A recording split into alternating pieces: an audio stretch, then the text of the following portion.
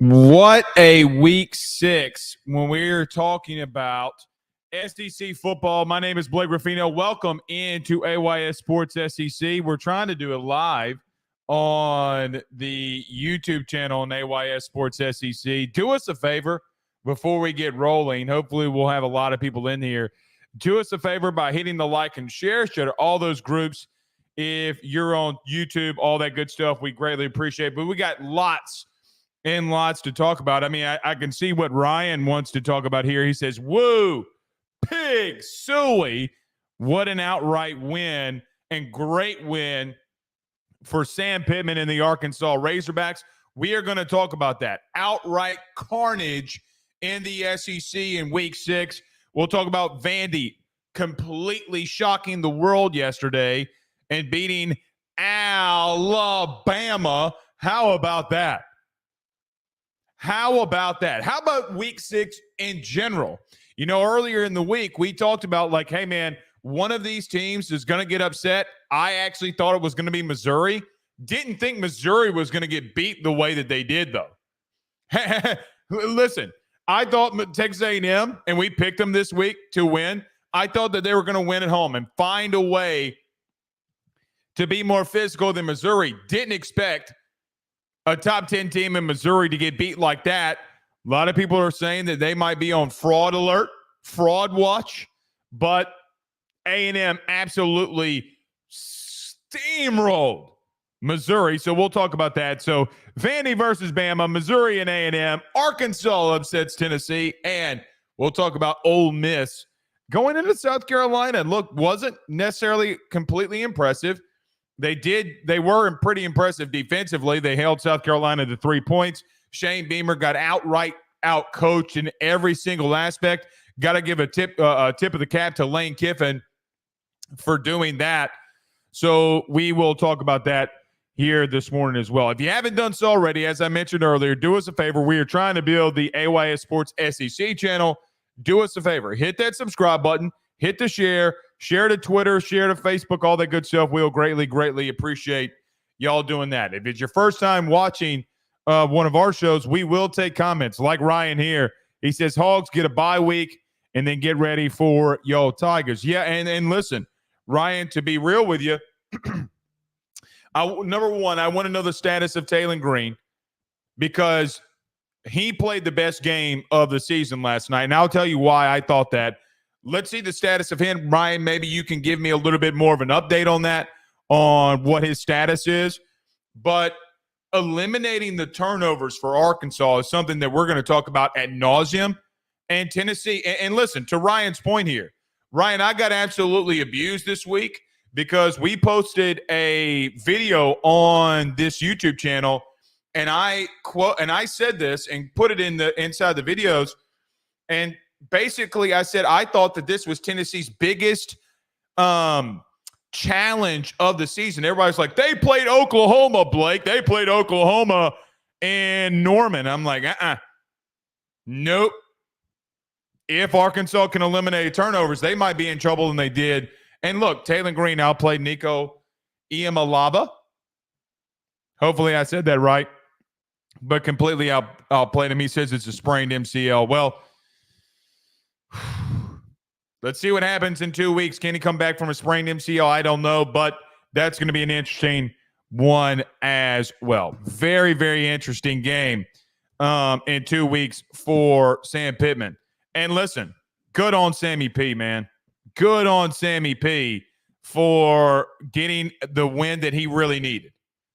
You know, if he loses that game last night, I don't know necessarily what happens, but nevertheless, it is. If you want comments read, you know what to do. Send them inside the chat right now. Send them inside the comments. We will get to as many of them as we can as we break down the Week 6 matchups in the SEC. I need to talk about our good friends over at betonline.ag.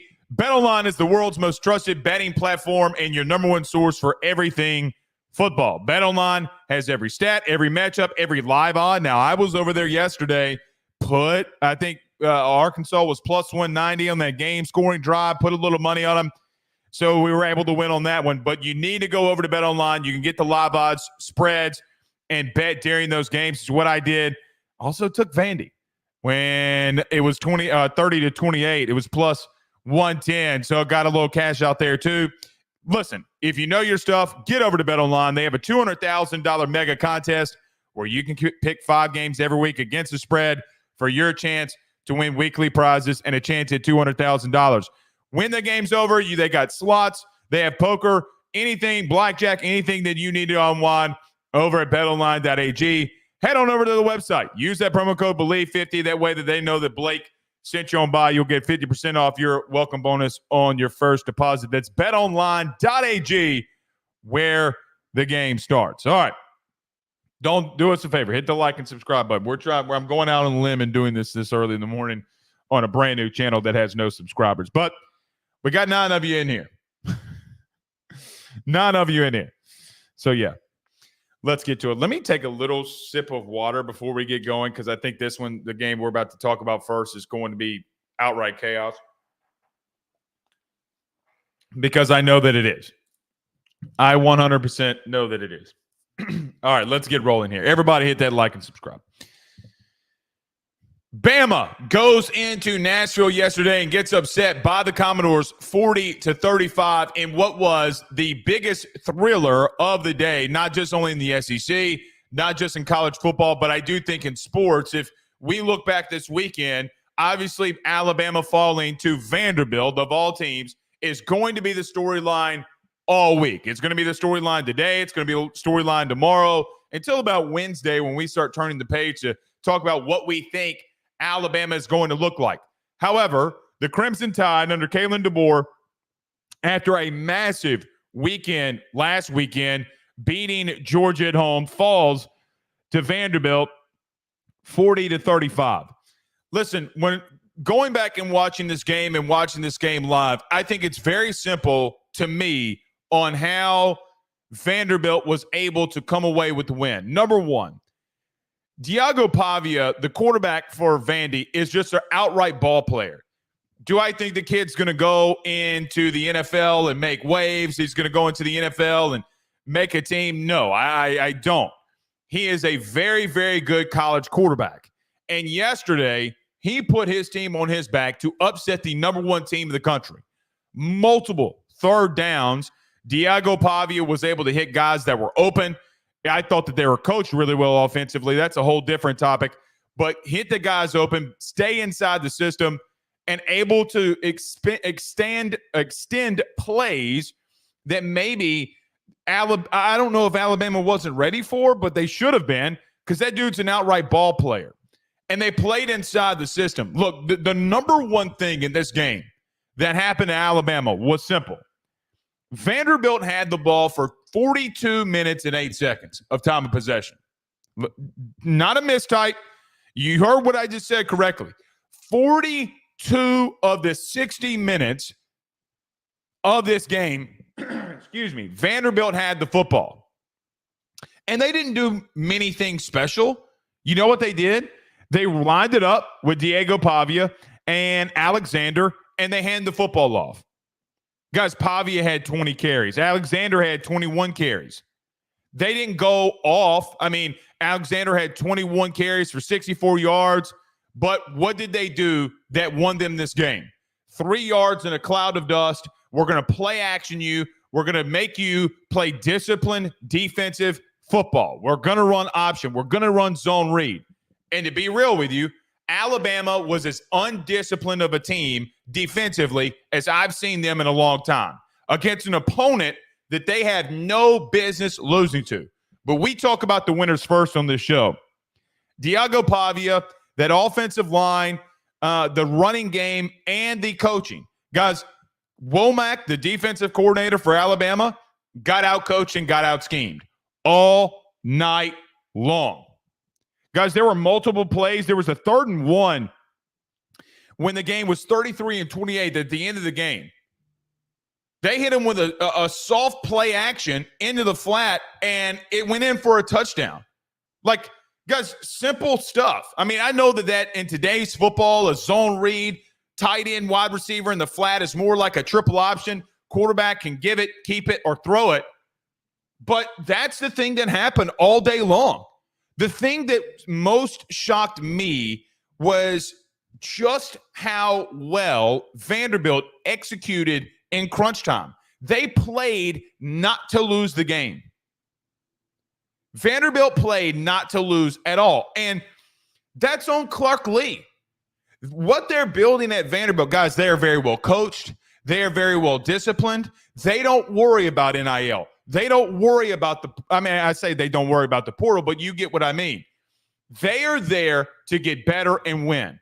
And you would think, look, they beat Virginia Tech to start off the year. A lot of buzz around Vandy, but then they lose to Georgia Southern. They lose in overtime to Missouri. You're like, yeah, Vandy's really scrappy, but can they pull one of these off? And they did. Guys, it was always a foregone conclusion, the way that they played against Missouri, that they could be able to beat Bama at home. And they did. But the number one thing that Vanderbilt did, the game plan that they went into the game to do, we are going to keep the ball away from Jalen Milroe. We are going to keep the ball away from Ryan Williams, who is an outright dude. But Ryan Williams only had 4 touches yesterday. They were blanketing him. They were double covering him. Sometimes it didn't matter. And they played keep away. Guys, multiple times they were in 3rd and short situations and converted, which is number 2 of how Vandy was able to upset Alabama. Think about this. Not only did Vandy have 42 minutes of possession time, they were 12 of 18 on 3rd down. 12 of 18 on 3rd down. That is insanity. What does that mean when a team offensively is able to go 12 of 18? Number one, you executed at a very high level. And that was on display with Diego Pavia, with Alexander, with Eli Stowers, the wide receiver. Elite game by him, by the way.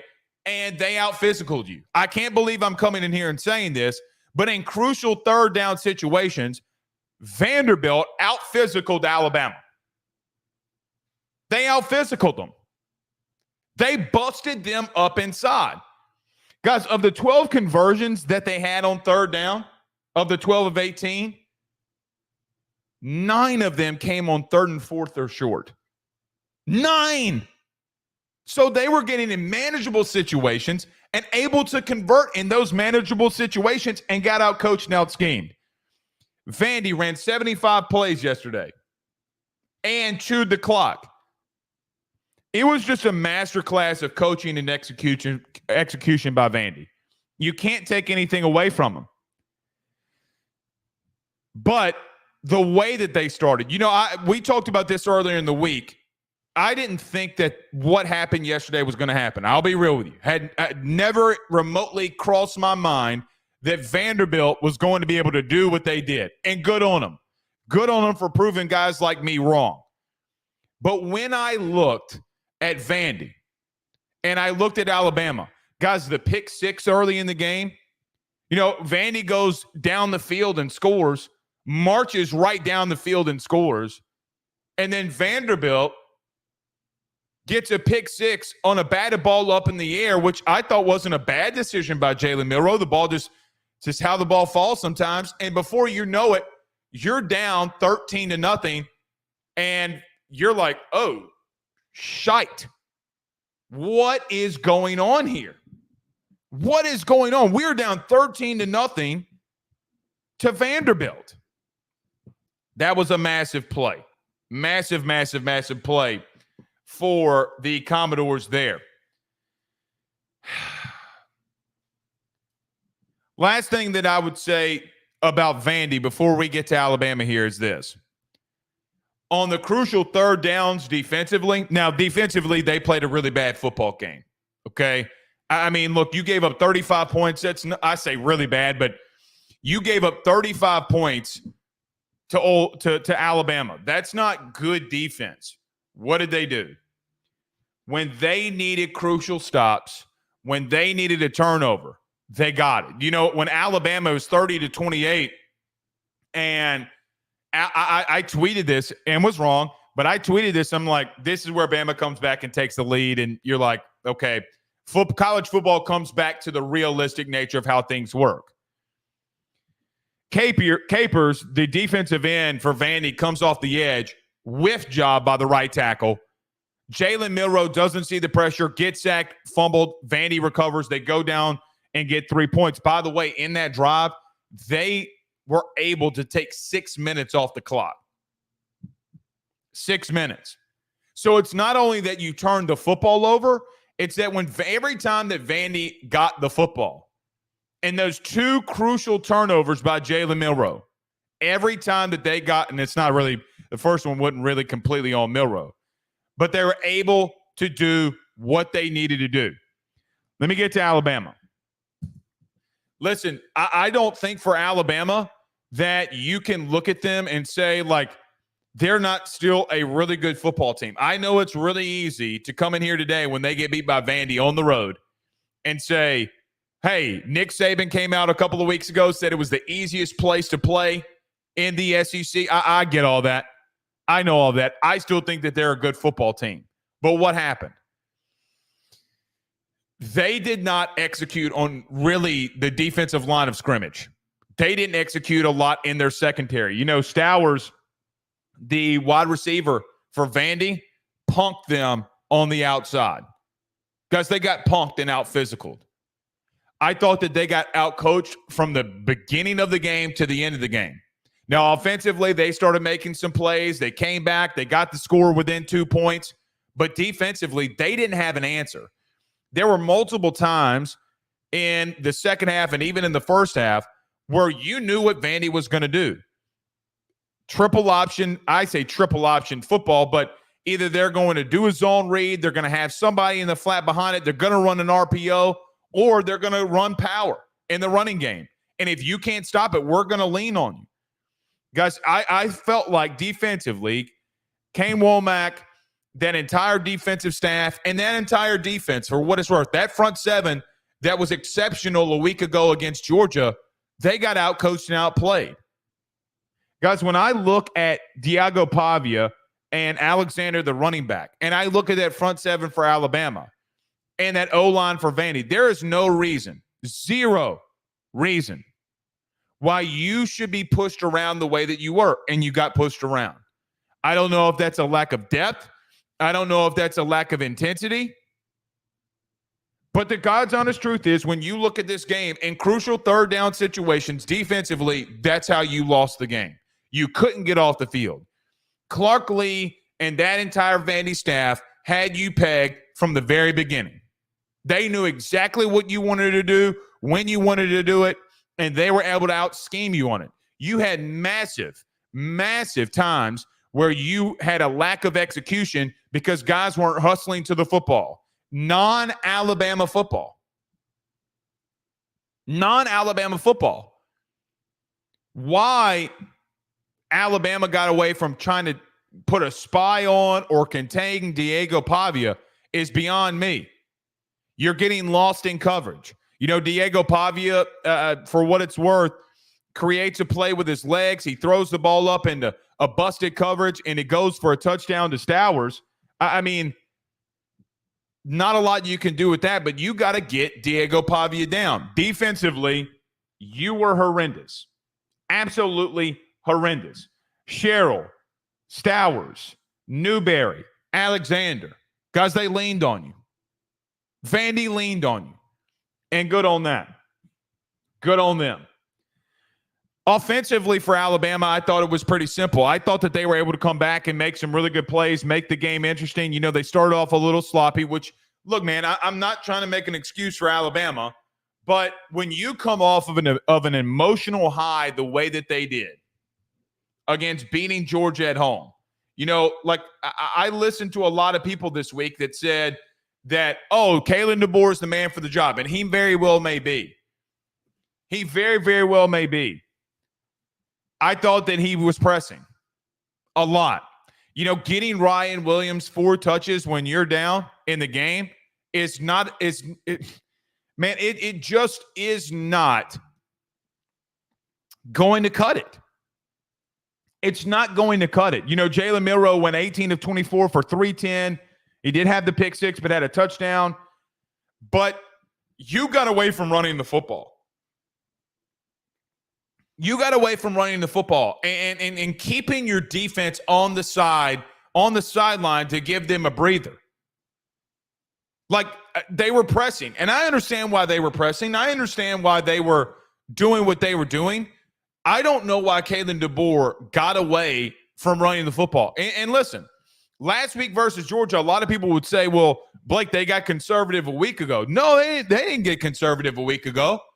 Guys, of the 12, I think of the 8 drives that they had in the second half, meaning Bama, they threw on them 6. They threw the football on 6 of those drives to start the football game off. Jalen Milroe still had a lot of passing attempts in that second half. You didn't get conservative. You got beat. Georgia figured something out and were able to beat you. And to be real with you, it's what Vandy tried to implement, and it's what they implemented early until Ryan Williams makes an insane catch down the sideline. Does that sound familiar? He did it a week ago. He did it again this week.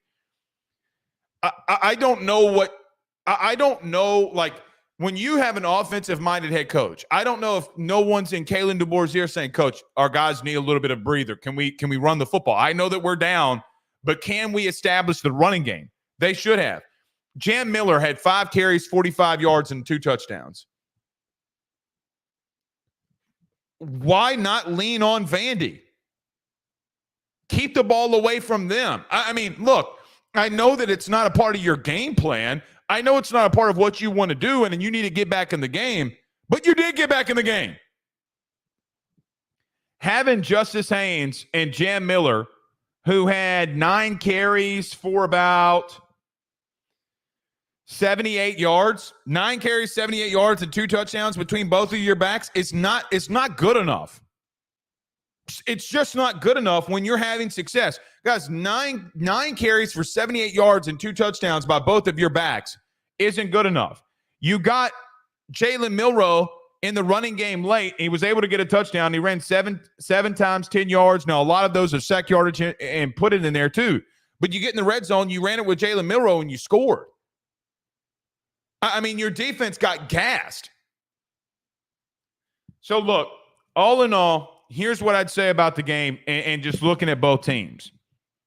If Vanderbilt, number one, let me say with Vanderbilt, and then I'll go to Alabama, and then we'll move on here. Vanderbilt is going to give other teams troubles. If you don't play disciplined football, if you don't play football the way that you need to, and you go into a game against them undisciplined, you're going to lose. They're going to punch you in the mouth. And there are a lot of SEC teams right now that should look at Vandy. And look, they play Kentucky next week. I think Kentucky is going to be able to beat them. Like, I think that they can beat them. The styles make fights. And what Vanderbilt tries to do plays into Kentucky's hands. But nevertheless, in any of that, they are a scrappy football team. The culture that has been built in Nashville by Clark Lee is insane. It's insane. They are going to out-coach you and out-scheme you, and they have players that give a damn. I know the Georgia Southern game sucks, and it probably shouldn't have happened. But listen, they have a bad loss to Georgia Southern. They have a loss to Missouri in overtime.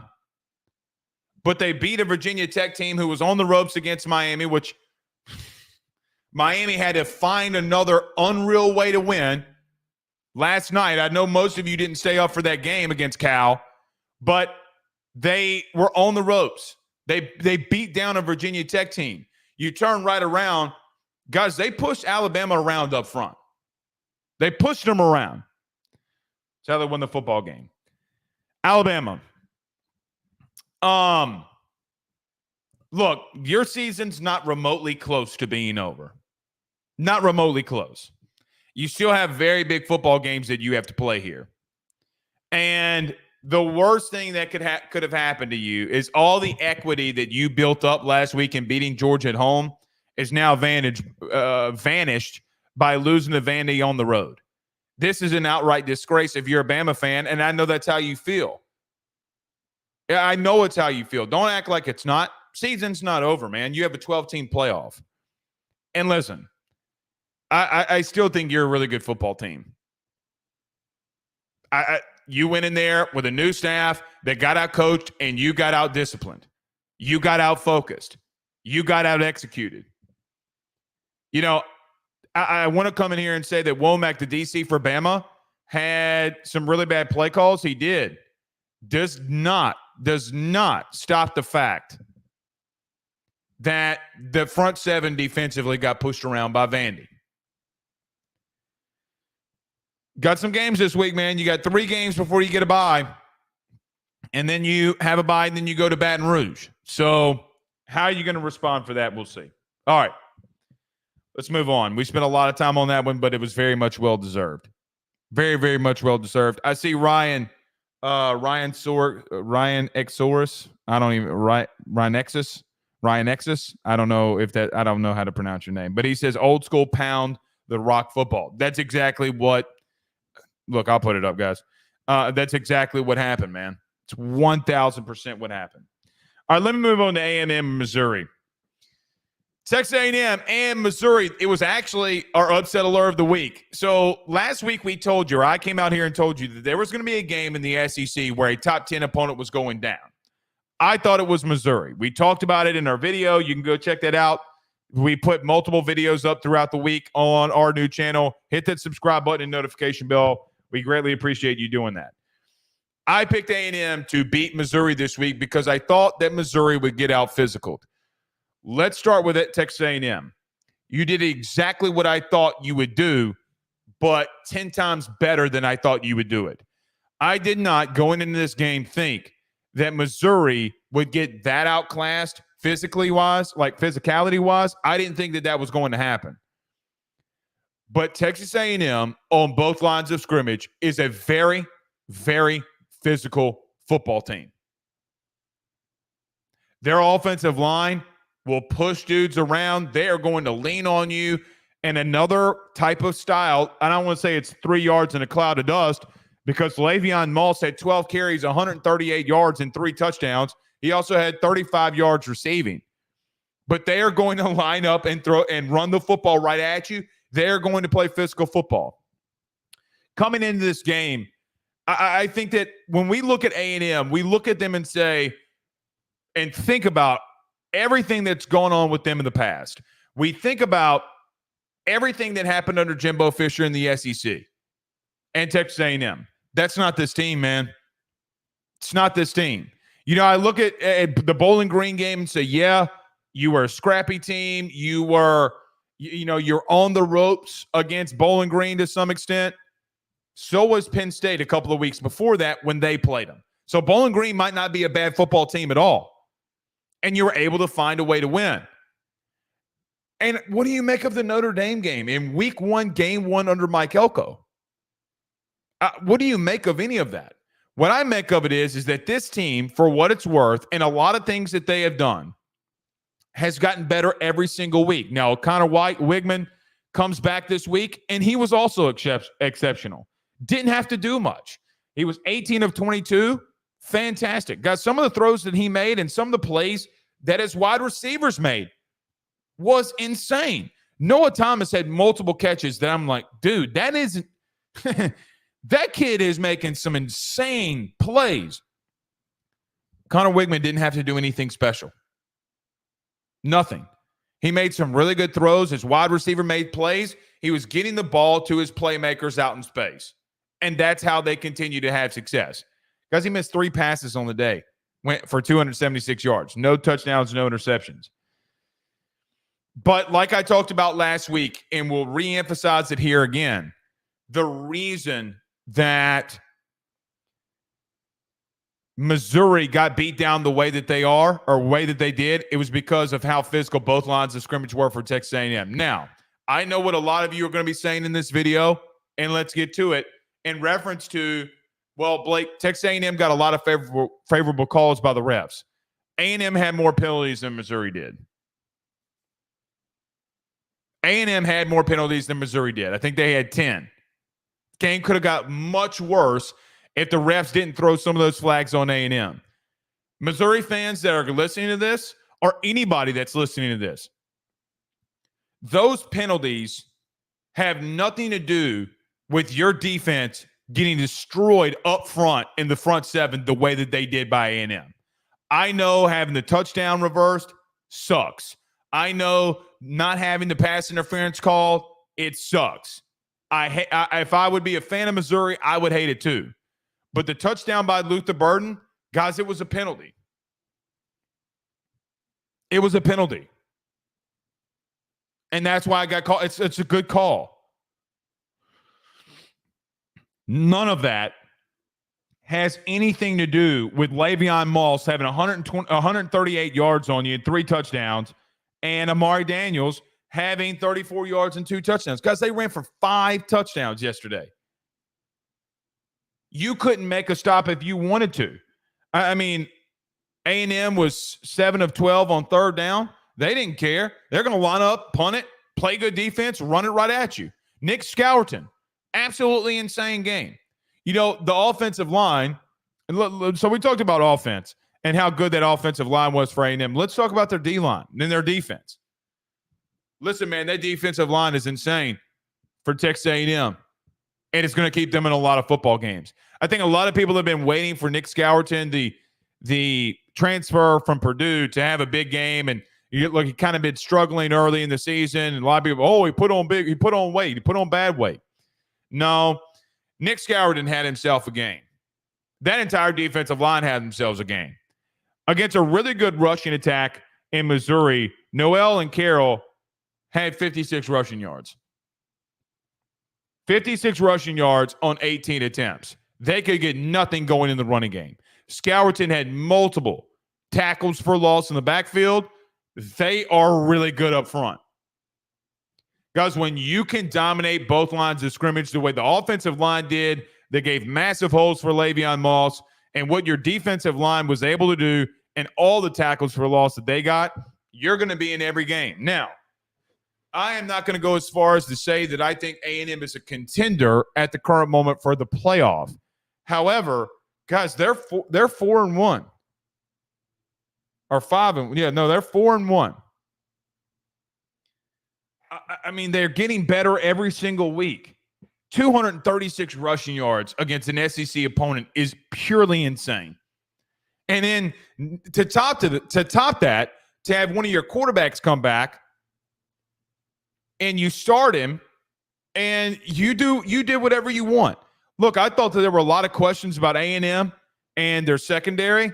They legitimately found a way to stop a really good passing attack or really good receivers. Theo Weiss, who had the blanket, he did have the big catch later in the game. Why A&M fans gave him a blanket, I don't know. I thought that was a little classless, but Theo Weiss had 2 catches, 72 yards and a touchdown, and Luther Burden had 82 yards on 7 catches. Secondary that is young with guys like Des Ricks and others. I mean, they play good. So yeah, I mean, 6.55 yards per carry for A&M is insane. So they're going to be a problem for most teams. They got they got LSU in a couple of weeks. They have a chance to show who they are, but that the culture, the environment, and everything Mike Elko is building has been really good. Let me talk about Missouri really quickly. Guys, Missouri is not a physical football team on either line of scrimmage. I mean, look, I told you this last week. It was a concern that I had for them. It's why I picked A&M to beat Missouri. I look at that Boston College game and say to myself, Boston College was able to have success against your defensive line. Boston College was able to have success from their defensive line on you. I'm not going to say they're on fraud watch. I'm not going to say they're a fraud team because, look, we just had in week 6 a team like Vanderbilt beat Alabama. Not going to do that to Missouri yet. But, man, both lines of scrimmage have got to get better. Because if you can't run the football and you're getting pushed around up front, you are going to look at this season as the biggest waste and miss that you've had. And there's not a lot you can do to change it right now. You can't go get free agents. This isn't the NFL. Your offensive line, especially at tackle, is not good right now. A&M was able to line up and just go base, simple defense, and you could do nothing about it in the running game because they didn't do anything special in the running game on you. You had a running back go for over 10 yards of carry on you yesterday. Now, you had a lot of turnover defensively. You had really good players leave. You had your DC leave. You had your defensive end coach or D-line coach, whatever Kevin Peoples was labeled as. He left. They left, went to LSU. And this was the biggest test that you had on the road. First time that you had left Como all year, which, by the way, Missouri, when you're scheduling, you need to go on the road early in the season. Play an opponent that's not any good. You'll go up to UMass. There's your away game. But you got shell-shocked. You didn't know how to respond. Your team didn't know how to respond. The body language on the sidelines with Luther Burden when you were down 17-0 showed me everything that I needed to know about how that team was going to react to adversity. They had no answer for adversity. Again, the penalties suck. I get it. But it doesn't stop you staying in the football game and trying to come back to win. Doesn't stop that. You're down. So what?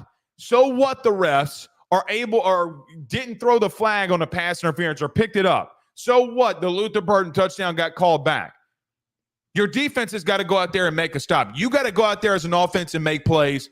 And both lines of scrimmage did not do that. You got pushed around. People were moping on the sidelines. You didn't have an answer. I am not going to be the person today to come out here and say that Mizzou is on fraud watch. Not especially after we've had this week. Not a chance. Not a chance. But Brady Cook had no time.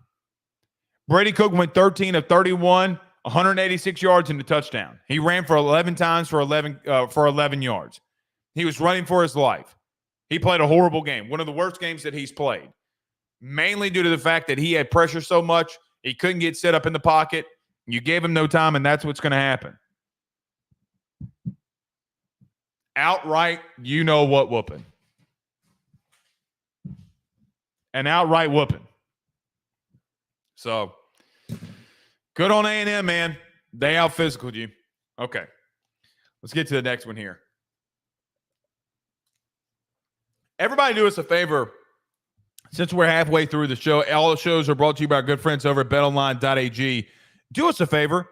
If you haven't done so already, hit that subscribe button, notification bell. We'd greatly appreciate you doing that. I see that we've gotten like 4 people to subscribe since the show started. Do us a favor. Send it to all your friends. Ryan, send this video to all your friends because we're about to talk about Arkansas here, and they're upset against Tennessee. Do us a favor. Send it to all your friends. We'll greatly appreciate you doing that. All right. Let's get to the Arkansas and Tennessee. Whew, what a game. What a game. Arkansas upsets Tennessee in what was one of the best games of the weekend. Well, even though, let me start that over. Arkansas beats Tennessee, shocks Tennessee, and takes down a top 5 opponent in the Volunteers in Arkansas this weekend. What a game. You know, it's interesting. All week this week, I did not pick Arkansas to win. Did not. Thought Tennessee would find a way. But it's interesting. All week, I told Tennessee people who were in our comments on Rafino Joe Show or AYS, oh, Blake, Tennessee is going to blow out Arkansas. They have too many turnovers. We're going to go in there and blow them out. I said, like Lee Corso, not so fast, my friend. You better go into Fayetteville ready for a dogfight because if you're not, and they eliminate turnovers, you're in deep trouble, and that's what Arkansas did. Let's start off with Arkansas. Taylor Green played a really good football game. Didn't do anything special in reference to touchdowns. He didn't get the gaudy stats. Taylor Green took care of the football. When you do that and you have the playmaking ability like he does, you are going to win football games. Guys, the biggest reason why Arkansas lost to Oklahoma State, turnovers. Biggest reason why they almost lost to Auburn, turnovers. I mean, that is the reason why they lost to A&M. Bad mistakes, turnovers. If they could eliminate that, they are one of the better teams in the SEC when you look at them and how they do things. That's what they did against Tennessee. Taylor Green had some outright exceptional throws yesterday. Most of them going to Armstrong, the wide receiver, who had 9 catches, 132 yards. You know, look, this Tennessee secondary had not been tested until Arkansas. Earlier in the week, I had said this about I thought that the biggest matchup or the toughest matchup that Tennessee had seen all year was Arkansas. We talked about it literally every single time that this game came up, and they proved it. That secondary had not been tested, meaning Tennessee's.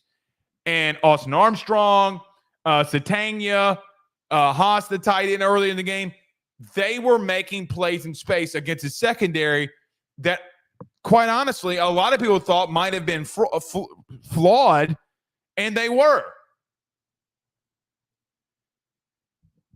This is what happens when you take care of the football. This is what Arkansas can be. Some of the throws that Taylor Green made to Armstrong and man-to-man coverage and some of the throws that he made on third down were very elite throws, very elite decisions.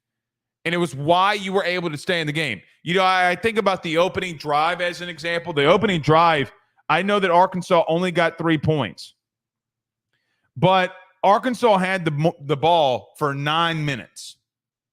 9 minutes. Is any of this in this show becoming a theme? In case you're just watching the clip video, same thing that Vandy did to Alabama. They kept the ball away from them. But a 9-minute opening drive, you were able to get 3. Defensively, you were exceptional in the first half. Outright exceptional.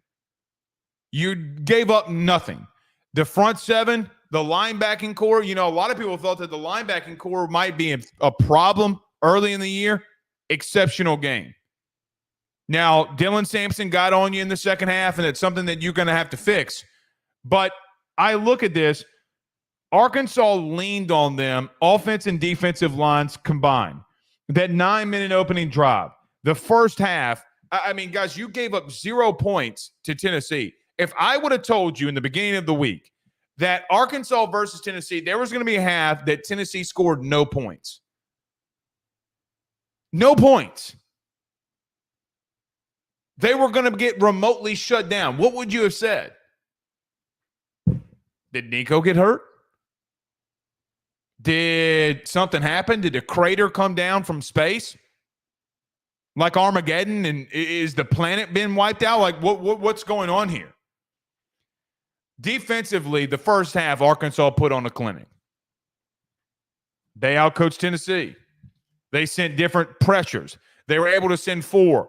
Landon Jackson had one of his best games of the season, if not the best game of the season, and you were able to stop him.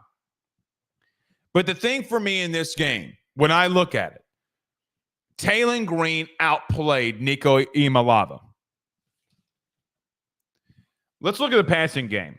Arkansas had 297 yards passing to Tennessee's 158. The Arkansas secondary had an answer.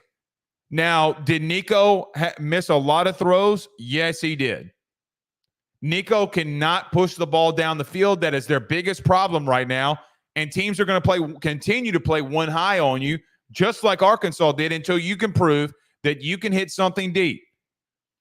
But in the matchup of 2 very gifted quarterbacks, Taylor Green, even though he got knocked out of the game and Singleton had to come in, Taylor Green is what won you the football game. Now, Singleton, the quarterback for Arkansas, had to come in after the hyperextended knee of Taylor Green. Earlier, somebody said in the show that it might be a sprained MCL. But 2 of 3, 31 yards, 4 rushes, 12 yards, and a touchdown. He led you down the field to score when you needed it. I thought Tennessee in the second half looked gassed, that they did not have the depth maybe that we originally thought that they had. And the Hogs called, man. The Hogs called. Now, they let you score in the fourth quarter. That's fine. It was what it was. But Arkansas out-physicaled Tennessee. Let me move to Tennessee here for just a moment because I want to talk about them. I thought Josh Heupel got a little too conservative, and he got away from what was winning him the game, what was getting him back in the game. 14-3, when you look back at it, Tennessee was up 14-3. They had scored nothing in the first half. They come back, they get 2 touchdowns. Dylan Sampson had 22 carries, 138 yards, and 2 scores. You got to keep feeding him because Nico did not have a good second half. He didn't have a good game. Nico went 17 of 29, 158 yards, 11 rushes, 17 yards. I saw our good buddy Jake Crane from Crane & Company bring this up, and I agree with him. I feel like Nico's thinking too much instead of playing. He's thinking too much inside the system and not playing. Why you're being conservative, I understand, but getting away from Sampson, getting away from that running game, you could have opened that game wide open. You go up 14-3, and Arkansas responds right back and punches you in the mouth, tests your secondary gets beat. What a lot of people thought was a really good defense, and that I had told you all week had not been tested. Because a lot of you Tennessee fans came at me this week saying Blake's an idiot. No, Blake's not an idiot. Blake just knows that Oklahoma had no shot offensively to score on you, and that is why they were able to beat you. But Josh is going to have to find, or Coach Heupel is going to have to find a way to get Nico a little bit better in processing things, because right now he's not processing things hardly at all at an effective rate. He's thinking way too much. And you got away from the running game. Why Sampson was not getting featured more in the second half is beyond me. He broke the long run. Then he gets the second touchdown. You're up 14-3. Then Nico's still throwing the football in the second half. I know that you can't be one-dimensional, but if the one dimension is winning you the football game, maybe you might want to be one-dimensional.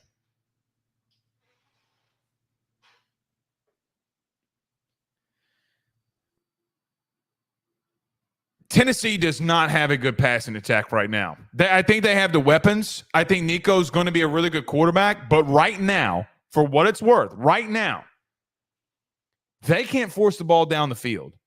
Maybe they need to get Nico more in the running game, but throwing the deep ball, he is missing too much.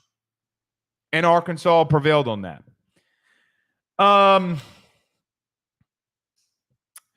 Last thing before we move on here, and I'll say this about Arkansas. When they were down 14-3, they attacked Tennessee through the air. They exposed Tennessee's secondary. Armstrong had 9 catches. Armstrong had 9 catches for 132 yards. That kid's a baller. They went up against him in man-to-man coverage multiple times. Idiot.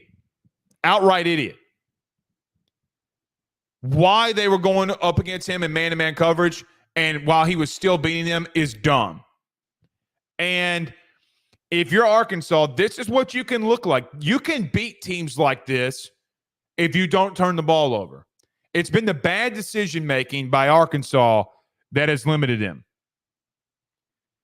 So the number 4 team goes down. I will say this.